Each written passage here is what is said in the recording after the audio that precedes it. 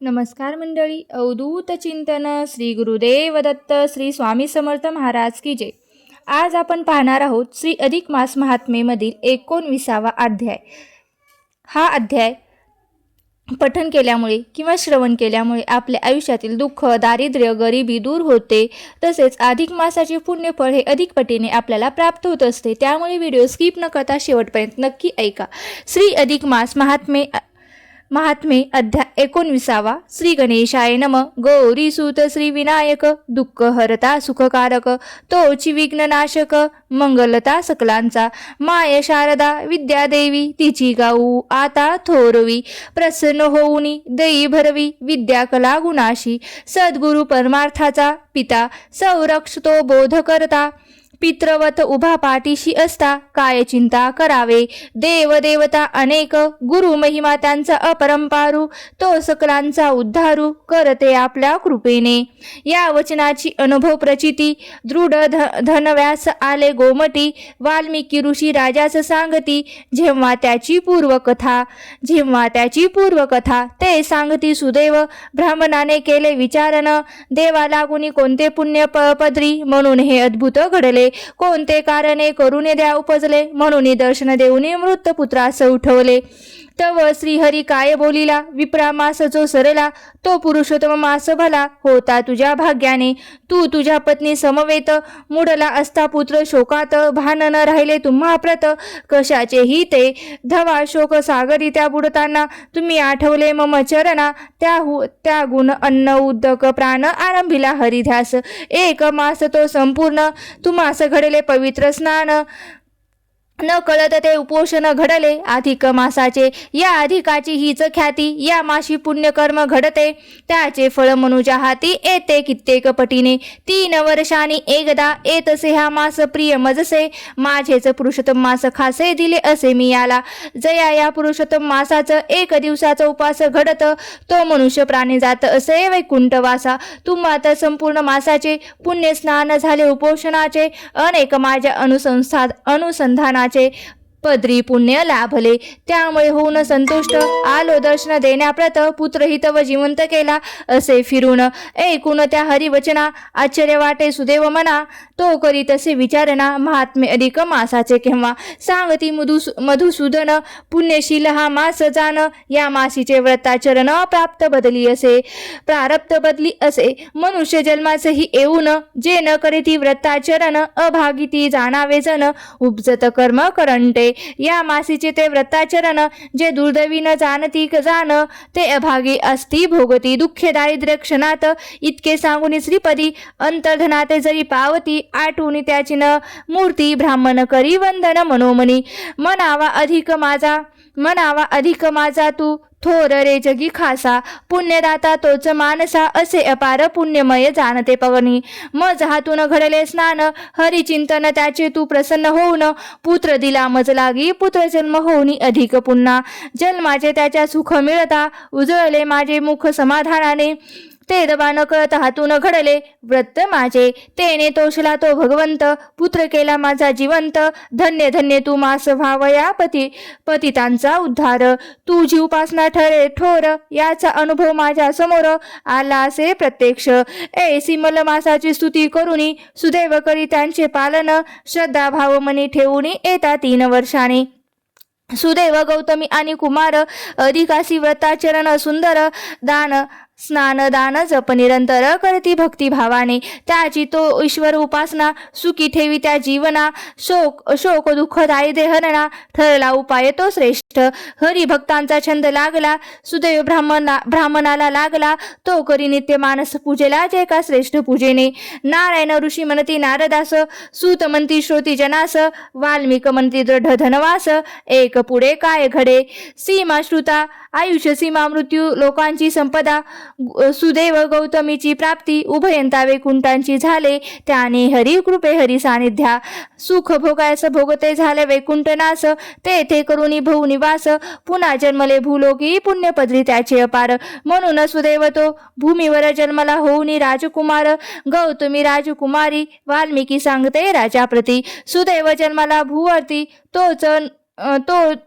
तूच नुप्रती राजा या नगरीचा राजवैभव सुख संपत्ती भार्या गौतमी पतिव्रता ते गुण सुंदरी नामे गोमटी लाभली असे भाग्याने हरिकृपेने 4 पुत्र कन्या एकीची रूपवंत सुबत असे तव राजात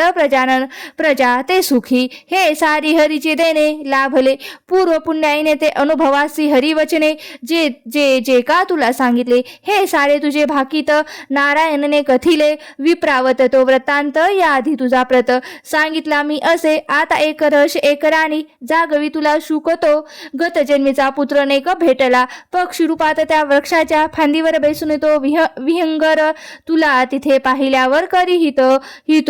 हितोपदेश भोग सत्ता तुझ्यावरती रंगल्या असत्या सुख भोगतो तुला झाली रे विस्मृती सुखदात्या देवाची ज्याने तुला हे सुख वैभव दिले त्याचेच विसरलास नाव हा ही मायेचा प्रभाव परिपुत्र कळवळला तू गुंतता विषय भाग्यात तुला करावया जागृत पुत्र तुझाच तुझ प्रत बोधित्या झाला त्या रूपी तुला पाहुणे शिकार करता दुःख वाटे त्याचे चित्त विचार करी हाच पिता गत जन्मीचा पुण्य माझ गत जन्मी जोडीला हरी पुण्य बांधून घेत पदरी भोगले याने वैकुंठपुरी झाला राजे भूलोकी या जन्मी सुख भोगिता विसरला तो हरिपंता चालेला जन्म त्याचा व्रथा लागे जागृत कराया पुत्र कर्तव्य त्याने केले जाग तुला बोधले तू पाहिजे सार्थक केले आता नुप्रा जागोनी तव धरुनी ऋषी चरणा राजा विचारी कोणती साधना करू ते सांग कल्याणा वावया माझे गुरुराया त्या ब्रह्मद नारद पुराणीचा दृढवास केलेल्या बोधाचा अधिक मास महात्म्याचा पूर्ण इथे अध्याय झाला अरुण विनवणी करी खास स्वीकारा प्राकृत रचनेस 19वा अध्याय हरिचरणास प्रेम भावे समर्पितो इति श्री 19वा अध्याय समाप्तो श्री कृष्ण चरणार्पणमस्तु ओम नमो भगवते वासुदेवाय नमः आपल्याला काय करायचं आहे की आता हा अध्याय आपल्यामध्ये मराठीमध्ये जाणून घ्यायचा आहे चला तर मग आपण जाणून घेऊया याचा मराठीमध्ये अर्थ काय होतो सुदैव ब्राह्मणाची शंका आणि श्रीहरीचे उत्तर श्री अधिक मास महात्मे अध्याय 19वा मराठीमध्ये अधिक मासाचा महिमा सुदैव ब्राह्मणाने देवाला विचारणा केली असता देवा माझ्या पत्री असे कोणते पुण्य होते ज्यामुळे हे अद्भुत घडले कोणत्या कारणाने तुला आमची दया आली आणि तू आम्हास असे दर्शन देऊन आमच्या मृत म्हणजे मेलेल्या पुत्राला तू जिवंत केले तेव्हा श्रीहरीने त्याला सांगितले की तू तुझ्या पत्नी समवेत पुत्रशोकात बुडाला होतास सतत माझे स्मरण करत राहिलास या काळात तुझ्याकडून न कळतपणे किंवा तुमच्याकडून महिनाभरात न कळतपणे पवित्र स्नान उपोषण घडले हे सारे त्या व्रताचे फळ आहे या अधिक मासाची हीच तर ख्याती आहे की या महिन्यात मनुष्याच्या हातून जी काही पुण्यकर्म घडतात त्याचं कितीतरी पटीने जास्त पुण्य हे त्याच्या पदरात पडत असते ज्या मनुष्याला या पुरुषोत्तम मासात अगदी एकही दिवसाचा उपवास घडतो तो प्राणी अंती वैकुंठ लोकात जातो देवाचे बोलणे ऐकून सुदैवाच्या मनाला मोठे आश्चर्य वाटले त्याने भगवंतालाच त्या मासाचे महात्म्य विचारले तेव्हा देवाने सांगितले की या मासाचे पुण्य जीवाचे प्राक्तन नशीब देखील बदलते म्हणून जन्माला येऊनही जो कोणी या मासाचे व्रताचरण करत नाही तो अत्यंत अभागी आणि कर्म करंटे समजावेत इतके सांगून श्रीपती भगवान विष्णू तेथेच अंतर्धान पावले त्यानंतर तो सुदैव ब्राह्मणाने अधिक मासाचे आभार मानले आणि त्याची स्तुती केली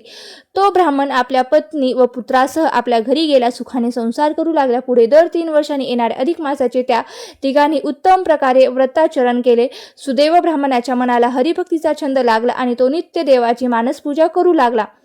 आयुष्याची मर्यादा संपल्यावर ते दोघेही सुदैव आणि गौतमी वैकुंठ नगरीत गेले तिथे अनेक वर्ष अपार सुख भोगून ते दोघे पुन्हा भूलोकावर जन्मास आले तो सुदैव ब्राह्मण या जन्मी राजा झाला तर गौतमी त्याची राणी झाली वाल्मिकी ऋषी राजाला सांगतात की हे राजा तू पूर्वजन्मीचा सुदैव ब्राह्मण दुसरा तिसरा कोणी नसून तर तू तोच आहेस पुढे ऋषी म्हणतात राजन आता आणखी एक रहस्य ऐक जो तुला रानात पक्षी रूपात भेटला होता तो तुला जागवत होता तो तुझा दुसरा तिसरा कोणी नसून तुझा गतजन्मीचा पुत्र शुक होता राजा तुझ्या भोगसक्त झालेल्या व्रती सुख भोगात दंग झालेले तुझे मन आणि तुला झालेली देवाची विस्मृती पाहून तुझा तो पुत्र कळवळला म्हणूनच त्याने सुख म्हणजे पोपट रूपात येऊन तुला जागी केले आहे पुत्राचे हे कर्तव्य ऐकल्यावर राजाने अत्यंत व्याकुळ होऊन ऋषीचे चरण धरले आणि विचारले, हे गुरुराय, आता माझ्या आत्मकल्याणासाठी मी कोणती साधना आणि उपासना करू ते मला सांगा. इथेच ब्रह्मद नारद पुराणातील राजा दृढधम्याला केलेला बोधाचा अधिक मास महात्म्याचा 19वा अध्याय हा समाप्त होतो. श्रीकृष्ण चरणार्पणमस्तु. तुम्हाला जर हा अध्याय आवडला असेल तर हा अध्याय आवडला असेल किंवा ही कथा जर आवडली असेल तर नक्कीच व्हिडिओला लाईक करा. चॅनलवरती नवीन असाल तर सबस्क्राईब करायला विसरू नका आणि आपला मित्र परिवारासोबत नक्की शेअर करा. आणि व्हिडिओ शेवटपर्यंत पाहिल्याबद्दल मी तुमची अगदी मनापासून खूप खूप आभारी आहे. धन्यवाद. श्री स्वामी समर्थ. जय जय स्वामी समर्थ. ओम नमो भगवते वासुदेव.